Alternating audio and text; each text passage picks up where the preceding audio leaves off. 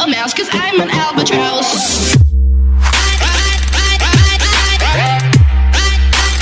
I'm an albatross. Students, there is one of the question. In this question I am going to go for the GST. If you not understand about the GST, then you have to understood by the help of this question. अभी यहाँ पे क्या है, question में एक article है जिसका mark price 15,000 rupees है और एक डीलर उसको सेल करता है कंज्यूमर को, 10% प्रॉफिट भी लेता है। 10% प्रॉफिट किस में आएगा, जो मार्क प्राइस होगा। इसके अलावा वो रेट ऑफ GST भी 12% देता है। ठीक है, आपको क्या फाइंड आउट करना है, आपको फाइंड आउट करना है selling price of the article. क्या फाइंड आउट करना है, selling price of the article. अब first of all you have to understood about the selling price of the article. तो selling price of the article आपको कुछ इस तरीके का होगा। Just as example if I will have to show you कि आपका जो आर्टिकल है उसका मार्क्ड प्राइस 15,000 रुपीज़ है। कितना है, 15,000 रुपीज़। इसको बहुत ध्यान से देख लेना, बहुत ईजी है। 15,000 रुपीज़ आपका मार्क्ड प्राइस है। अब इसी पे 10% प्रॉफिट लगेगा। 10% प्रॉफिट का मतलब हो गया जितना भी ये है, अब ये खुद अपने आप में तो 100% है ना, ये रेट अपने आप में 100% है। 10% प्रॉफिट के लिए हमको उसी को 110% में बेचना पड़ेगा। और 110% क्या होता है, परसेंटेज अगर हटाओगे तो नीचे 100 आता है कि नहीं आता है। ठीक है, तो 00 से 00 कट हो गए। और जब आप यहाँ पर एक चीज़ ये देख रहे हो कि आपका जो भी रेट होगा वो कितना आएगा, तो ये आप देखोगे यहाँ पे 16,500 रुपीज़ में वो सामान बिकेगा। अभी बिकेगा, विदाउट GST की बात कर रहे हैं। अभी ये सामान 16,500 रुपीज़ में बिकेगा। अब आगे आते हैं कि अगर यही सामान जो, भाई देखो सेलिंग प्राइस इन्होंने पूछा था, एक्सक्लूडिंग का मतलब होता है टैक्स नहीं है उसमें, तो वो सामान बिकेगा 16,500। अब इसी का जो दूसरा पार्ट है कि अमाउंट ऑफ टैक्स, भाई देखो मान के चलो कि गवर्नमेंट ने इसमें टैक्स लगा दिया, GST लगा दिया, वो GST पेड करेगा कंज्यूमर, तो कितना करेगा। और ये चीज़ बोली जा रही है कि GST का जो रेट है वो 12% का है। अब 12% का रेट लगेगा इस पे, बात को समझना, 12% का रेट लगेगा इस पे।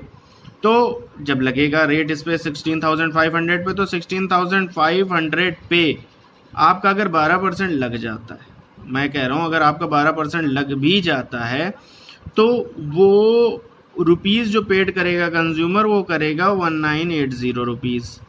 इतने रुपए वो GST पेड करेगा।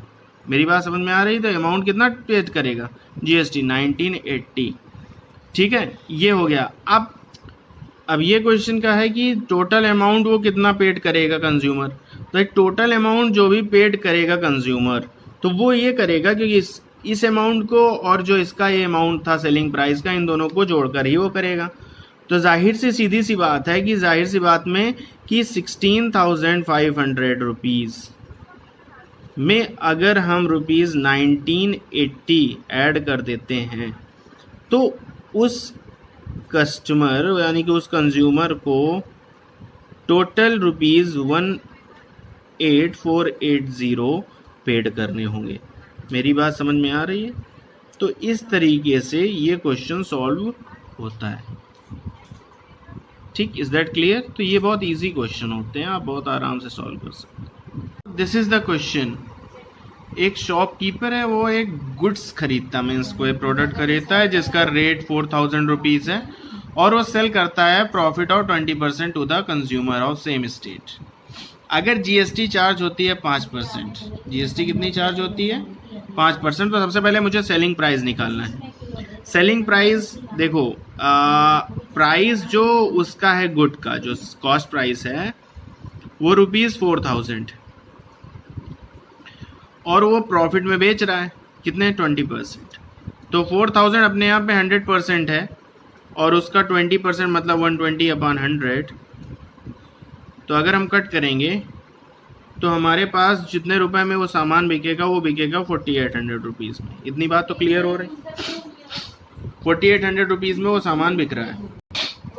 अब आप लोग ये सोच रहे होंगे कि GST तो सर 5% लग रही है, तो यहाँ पर CGST का क्या मतलब होगा। देखो भाई, आपको मैं एक चीज़ कंफर्म करके बता दूं जो आप लोगों के लिए हमेशा हेल्पफुल रहेगी। देखो जीएसटी जो होती है वो दो पार्ट में डिवाइड होती है, एक होती है सीजीएसटी, एक होती है आपकी, एक सीजीएसटी हो गई, एक आपकी हो गई एसजीएसटी।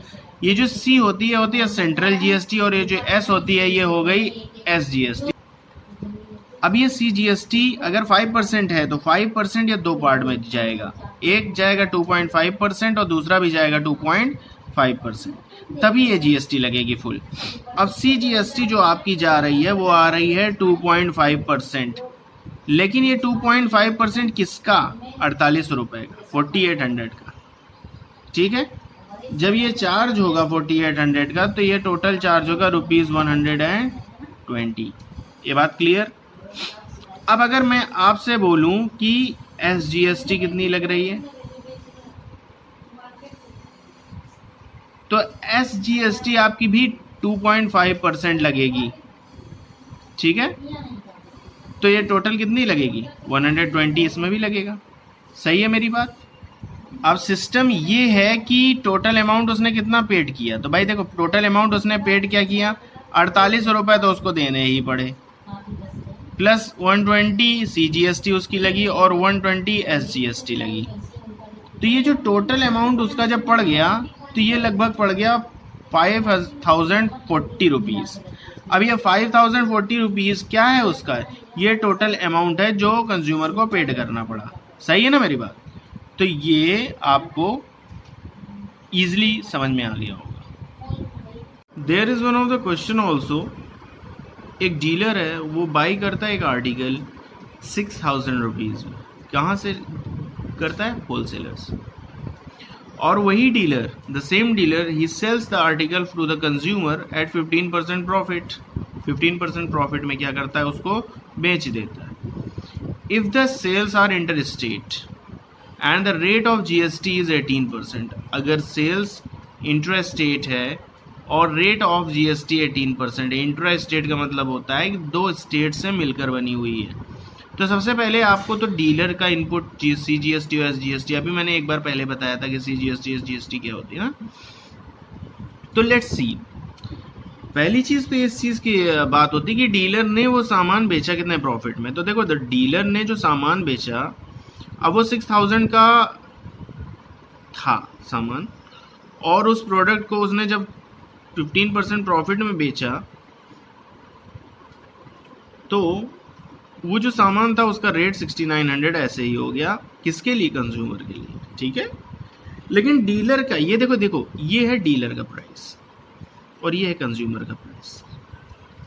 ठीक, इतनी बात क्लियर है। सीजीएसटी एसजीएसटी जो भी 18% लगेगा वो डीलर पे 6000 पे लगेगा और कंज्यूमर पे 18% 6900 पे लगेगा। मेरी बात क्लियर समझ में आ रही है?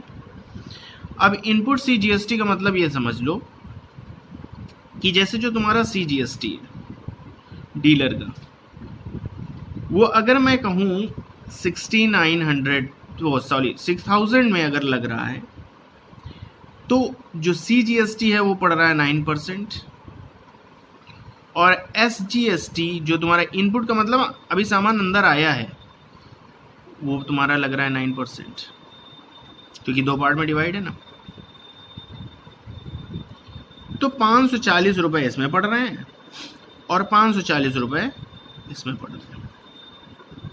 इतनी बात क्लियर है ना? ठीक, 540 रुपये इसमें पड़ रहे हैं और 540 रुपये इसमें पड़ रहे हैं। अब मैं अभी इसी चीज़ को देखूं कि आउटपुट वो कितने में दे रहा है, कितने में वो जीएसटी का दे रहा है आउटपुट। तो वो दे रहा है 6900 रुपीज़ में। कितने में दे रहा है? 6900 रुपीज़ में। चाहे वो सीजीएसटी हो और चाहे वो एसजीएसटी हो, वो भी 6900 में ही जाएगा। तो अभी यहाँ पर मैं एक चीज़ देखूँ तो 99 से 81, 621 रुपीज़ समथिंग यहाँ लगा और 621 समथिंग। अभी देखो कितना बड़ा फ़ायदा हो गया। 540 उसको पड़ रहा है जीएसटी देने के बाद, तो 621 इसको पड़ रहा है। ठीक है, अब मैं देखो इनके बीच में जो CGST है, जैसे एक लिस्ट CGST मैं ले लेता हूँ, तो कितने का डिफरेंस आ रहा है? तो ₹621 और 540 को अगर मैं सब्सट्रैक्ट करूँ तो लगभग ₹81 का डिफरेंस आता है, लगभग ₹81 का डिफरेंस आ रहा है। 81 का आया ना। अब 81 इसमें भी आया और SGST 81 इसमें भी आया, तो लगभग 162 रुपीज़ का इसको फायदा हुआ।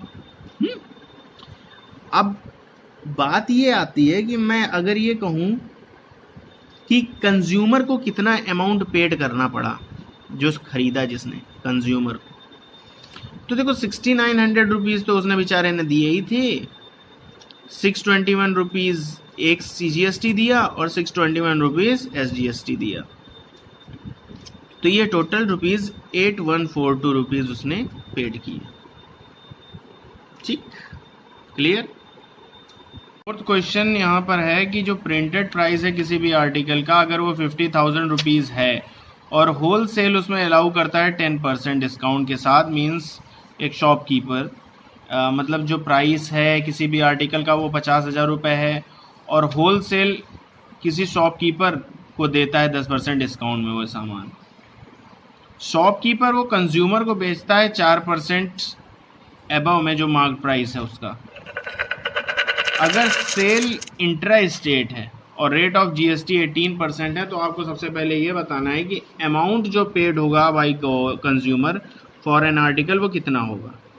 तो भाई देखो सीधी सी बात है, जो प्राइस प्रिंटेड है आर्टिकल का वो 50,000 था, ठीक है, 50,000 था। अब 50,000 था तो उसमें उसने 10% का क्या दे दिया, फ़ायदा मतलब डिस्काउंट दे दिया, तो डिस्काउंट 10% का हो गया। तो अभी ये सामान 100% की थी, अब ये हो गई 90। तो ये सामान कितने की पड़ी आपको, ये पड़ी ₹45,000, ठीक है। और इसमें GST या CGST या SGST 18% था, तो 18% को 2 पार्ट में करोगे तो 9% पड़ेगा, तो 9/100 बटे 45,000, तो आपको ये लगभग पड़ा 4,050 का, ठीक है। आपको CGST कितना पड़ा, 4,050 का। अब ये सामान मार्क प्राइस में था, मार्क्ड प्राइस में था, तो अगर मैं बोलूँ कि कंज्यूमर को कितने में देगा, ये थोड़ा सा मैं इसको सही कर दूँ, ओके।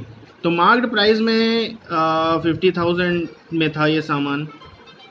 अब 50,000 में अगर ये प्रोडक्ट था और इन्होंने इसमें 4% डिस्काउंट दिया है, तो ये सामान पड़ा 96/100 में, किसको, कंज्यूमर को। अगर 96/100 में पड़ा तो लगभग ये सामान 48,000 रुपये का पड़ा। अब 48,000 रुपये का ये सामान पड़ा किसको, कंज्यूमर को, तो 48,000 रुपये में जो CGST या SGST लगेगा वो 9% पड़ेगा।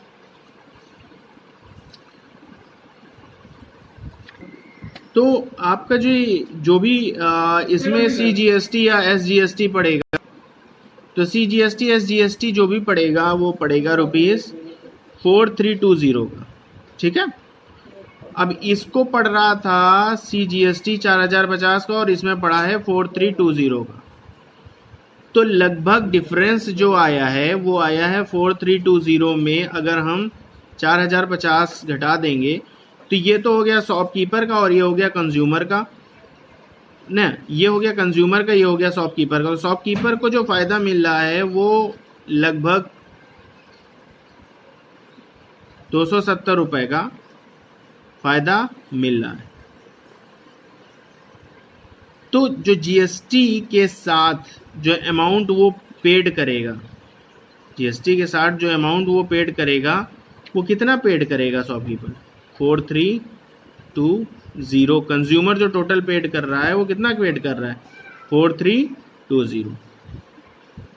सही है मेरी बात? तो the amount of the tax which are received by state government paid by a wholesaler plus SGST paid by the shopkeeper is 4320, क्योंकि 4050 उसने पेड किया और प्लस 270 एक्स्ट्रा और पेड हुआ, तो 4320 रुपये किसको जा रहा है? State government. ठीक, मेरी बात क्लियर? क्वेश्चन यहाँ पे आ रहा है कि एक डीलर है जो महाराष्ट्र का, उसने बाई किया एक आर्टिकल एक होल सेलर से महाराष्ट्र में 25% डिस्काउंट में। प्रिंट प्राइस था उस सामान का 20,000। उसने बेचा उस आर्टिकल को किसी कंज्यूमर को 10% डिस्काउंट में, मतलब खुद 25% डिस्काउंट ले रहा है और 10% डिस्काउंट में, मतलब 15% डिस्काउंट का उसने फ़ायदा लिया। अगर रेट ऑफ GST 12% है तो देखो, सबसे पहले तो बात एक चीज़ ये हो जाती है कि जो ये होल सेलर है, डीलर ने जो ख़रीदा होल सेलर से, तो कितने में ख़रीदा? सामान का रेट था 20,000 रुपीज़, ध्यान समझना। उसको मिला वो 75% में, मतलब 25% का उसको फ़ायदा मिला, तो सामान की कुल कीमत पड़ी 15,000 रुपये। अब जितना भी टैक्स आएगा वो इसी 15,000 पे पड़ेगा, और टैक्स पड़ रहा है उसको 12%। बहुत छोटे में समझा रहा हूँ इसको, ठीक है? 12% का टैक्स पड़ रहा है तो इसको 1800 रुपये का लगभग टैक्स पड़ेगा, GST पड़ेगी, ठीक है? 1800 रुपये की GST इसको पड़ेगी। अब 1800 रुपये की GST इसको पड़ी और इसने सेल किया है कंज्यूमर को दिया डिस्काउंट 10% का, तो मतलब 20,000 का सामान कंज्यूमर को पड़ा 18,000 रुपये का। और 18,000 रुपये में अगर कंज्यूमर 12% GST भरेगा तो अगर मैं ये कहूँ 18,000 रुपये में, तो लगभग 2160 रुपीज़ पड़ रहा है, ठीक है?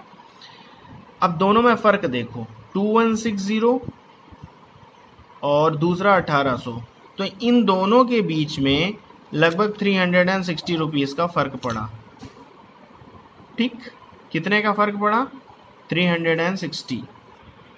अब देखो, वो सामान जो 20,000 रुपये का था उसमें कंज्यूमर को 10% डिस्काउंट दिया गया, तो वो सामान 18,000 रुपये का पड़ा। 18,000 रुपये का सामान में उसने 12% GST लगी, तो 2160 की लगी। तो कंज्यूमर पे कितना करेगा अमाउंट? 18,000 प्लस 2160, तो 20,160, ठीक है? इस तरीके से ये बात होती है। तो आपको अगर ये क्वेश्चन समझ में आए हो तो like, share and subscribe, and it is also good for you to follow. Online में क्लासेस नहीं चल रही हैं और इससे परेशान होने की ज़रूरत नहीं है। आप आगे ऐसा फॉर्मेट सीख के आप क्वेश्चंस को सॉल्व कर सकते हो easily. So I will also upgrade the coaching also, so don't worry about it. Okay, thank you, all the best to you.